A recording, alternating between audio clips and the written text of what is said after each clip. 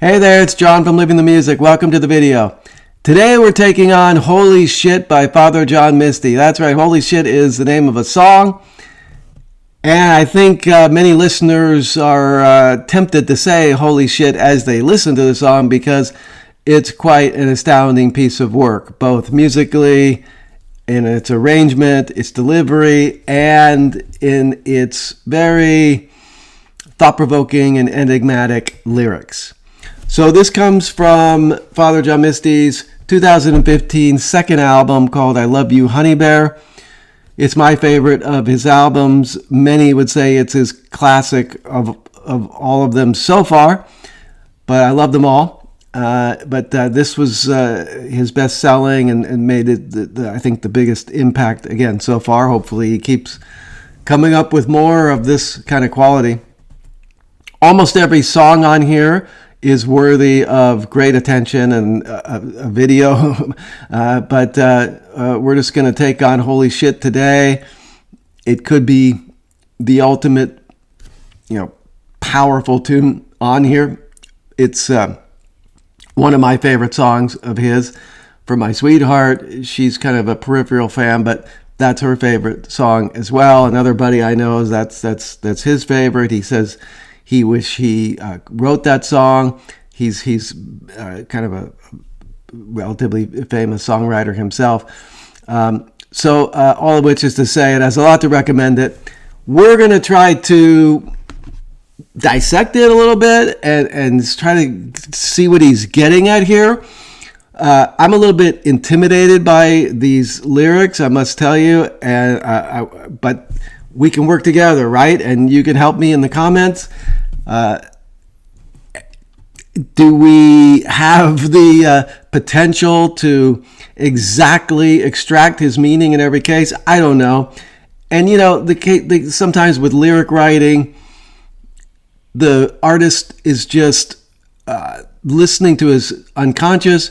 The muses, they're giving him these lines. Sometimes they make an intellectual, analytical sense. Other times, you don't know exactly what they mean. Or maybe many years later, you look back and you see what those lines were getting at. So all of which is to say, it may not be plausible to analytically deal with every line here, but we're going to do the best we can, and our focus is to try to see what his main message is and how we can benefit from this as human beings. Now, let's go right to it here. Let's go right to it, and maybe we'll come back to this at the end. But I think what you're going to see here is he's bringing up many different ways of talking about how human beings have disappointed ourselves, each other, the world at large, for a variety of different mistakes and terrible decisions, and we've landed in this stage of history where there's all kinds of chaos and contradictions. And there's a lot to complain about and a lot to be worried about. However, his ultimate point seems to be, despite all of that, you can find kind of a sanctuary in your love, perhaps for your own life, for the opportunity of your life, and for the true love that you found with maybe a partner and your kids, maybe your family and your close friends. And within that sanctuary, you have your own meaningful, personal refuge from, as I say, all the ills and evils and chaos of life. All right, this is not as easy as it seems sometimes to get these thoughts out. He's a deep thinker, this Josh Tillman, otherwise known as Father John Misty. That's one of the reasons I love him, but he's also a lot of fun. He brings in some great sarcasm at times, but this is one of his more deep and serious tunes. So it's worthy of our attention, I believe. So let's dive into this. So he starts off with the line, "Ancient holy wars, dead religions, holocausts, new regimes, old ideas. That's now myth. That's now real." So I don't get all of that, but I think I get the idea of we pine for the new regime, the new administration, whether that's political or the new management in our company. But oftentimes it's they have the same old ideas as before, dressed up differently, but it ends up we end up experiencing pretty much the same disappointment. And I like particularly this line about that's now myth, that's now real. And you can see over the course of history how certain ideas or concepts or even what you would call stories of fact have evolved from being thought of as absolutely real and true to then being myth. And maybe sometimes it goes the other way, where it starts off as just seems like myth and then evolves, and eventually we end up seeing it as true. Then he says original sin, genetic fate. So I get that. So two ways of explaining how we show up the way we do. You could say we were spiritually imprinted with this original sin. That's the Catholic idea. Or it's just kind of biological, evolutionary, genetic fate. Revolutions, spinning plates. I think, again, that goes to the new regime's old ideas point, that we gear up as society for various revolutions over the course of history, but sometimes in the actual result, it's a lot of spinning plates. I often think of the French Revolution, which had a lot of idealism, I think, in its inception, but of course devolved quickly into terror and a lot of murder, and eventually ends up with Napoleon in charge. And although he doesn't call himself king, it's the emperor. And it's a lot of struggle to end up where, pretty much they just got a new king, and then they got rid of Napoleon and brought back the king, and et cetera, et cetera. Then he says it's important to stay informed, the commentary to comment on. So he's talking there about, especially nowadays, our 24-hour news cycle and how many of us feel this pressure to stay on top of the issues, and we need to have pretty much a commentary for everything that's happening. And then he says, no one ever really knows you, and life is brief. So I've heard, but what's that got to do with this black hole in me? So here he's pointing to that main point that I referenced earlier about, despite whatever is going on throughout the course of history and now, and everything that we could get swept up in or feel overwhelmed by, there is that question. I got my own issues. I got my own, you could say, spiritual issues, personal issues. I got my own struggles. Maybe, I think he's saying, maybe it might serve me to focus on that rather than all of this external stuff. So then he goes on, age-old gender roles infotainment, comma, capital, golden boughs and Mercury, bohemian nightmare, dust bowl chic. So here I'm a little out of my league on some of this. I'm not sure all of his point.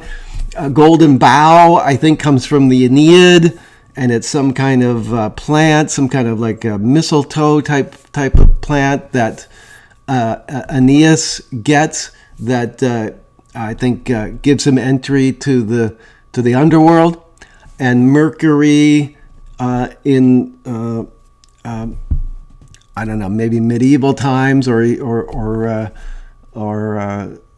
before that, was used in amulets and was supposedly would bring somebody good luck or good fortune. So why? What is that saying here? Juxtaposed to infotainment, capital, age-old gender roles, bohemian nightmare, dust bowl chic. I'm not sure. I think it's it just the cacophony of public life, I guess, and you know the different lifestyles that are seen as popular or sort of the route to happiness. Then he says, this documentary is lost on me. Satirical news, comma, free energy, mobile lifestyle, comma, loveless sex, independence, comma, happiness. He's juxtaposing, these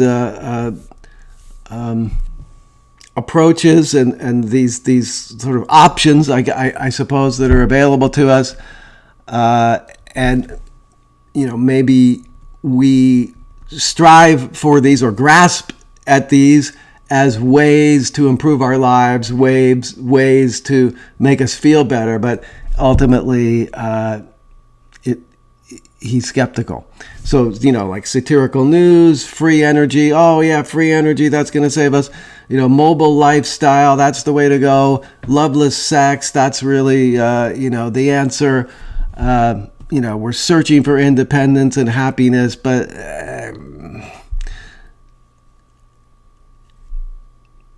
are you going to get it through these external means? He's not so sure. And then he says, no one ever knows the real you, and life is brief.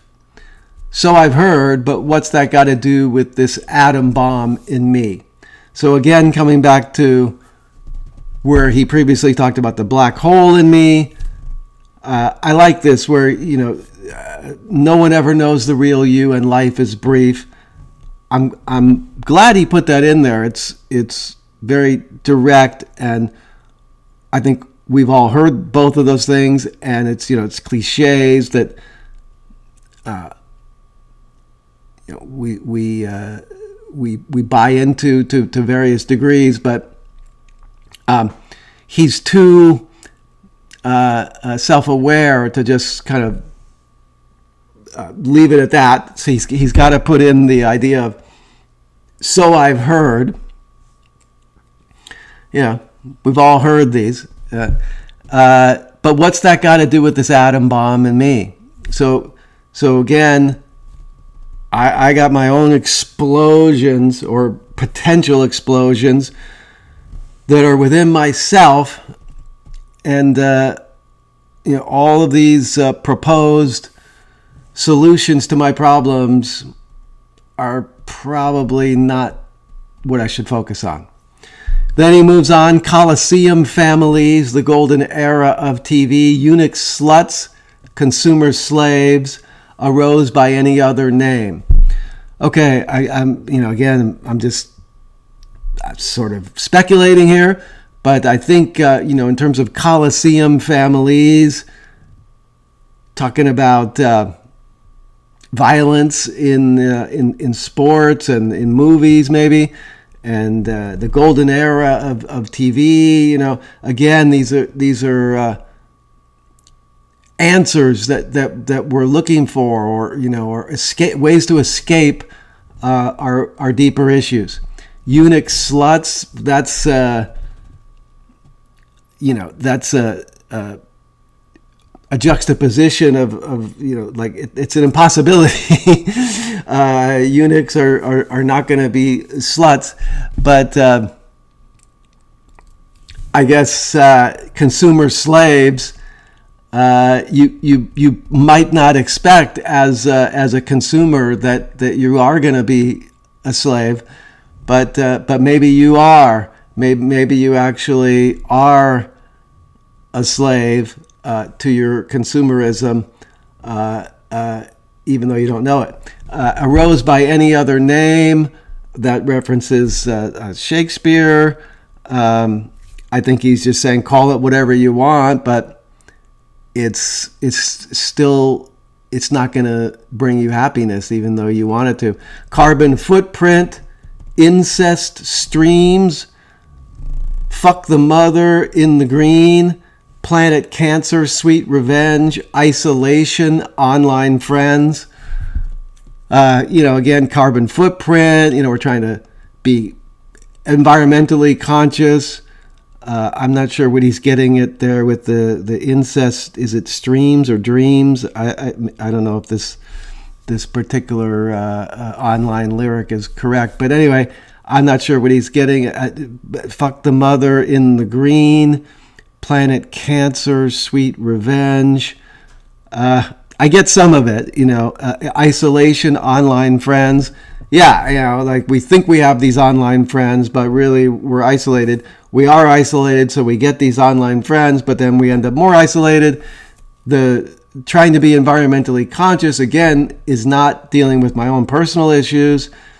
We can talk about the cancer of the planet. The planet's in trouble. We feel like maybe it's in peril. And then he says, "Sweet revenge." It's kind of maybe that's the planet will ultimately take its revenge on us for damaging it the way we have. And then he goes on to, and love is just an institution based on human frailty. What's your paradise got to do with Adam and Eve? So that's interesting. Adam and Eve, famously in Genesis, they're supposedly in the Garden of Eden. But he's saying, what's your personal paradise, your personal transformation and happiness and freedom? What's that got to do with Adam and Eve? Those stories from the past, that mythology from the past, those stories that you're supposed to take so seriously and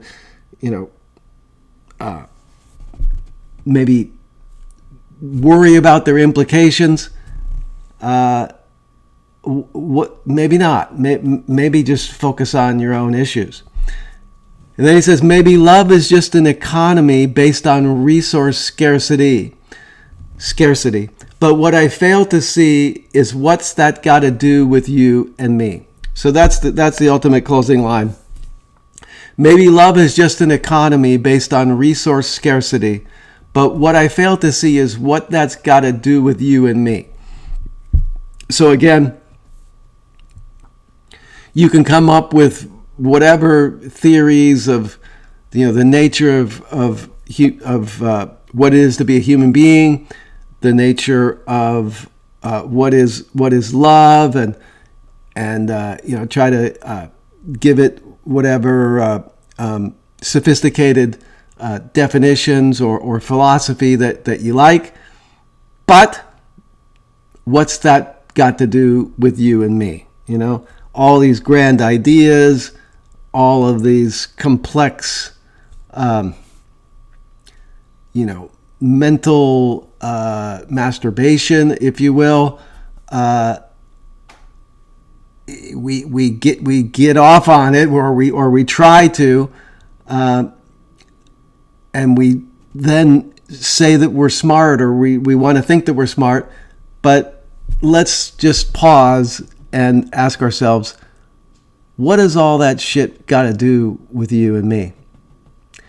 And so here we are, reminding ourselves again from Josh Tillman. Thank you so much, sir.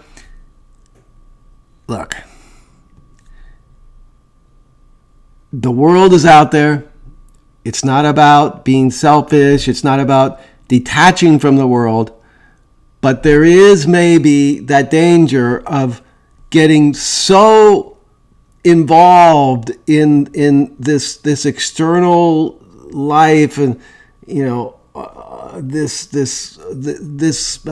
story and that story, and feeling guilty about this and shame about that, and being anxious about this and that that's out there, either so far removed from us, external, so abstract, and then you just lose touch with your own issues, your own shit, and your own potential. So I think it's a hell of a deep message, and well worth taking in and giving it its due. So there you have it. We did the best we could. Again, help us out in the comments below if you got anything to add to any of this. Love to hear it. I'm eternally fascinated by this song and these lyrics. I think it's like great art. It's one of those things that you maybe will never figure out completely, but it yields new insights every time you come to it. So thanks for playing along. Please subscribe to my channel if you're not already. Please like this video. And until the next one, take care.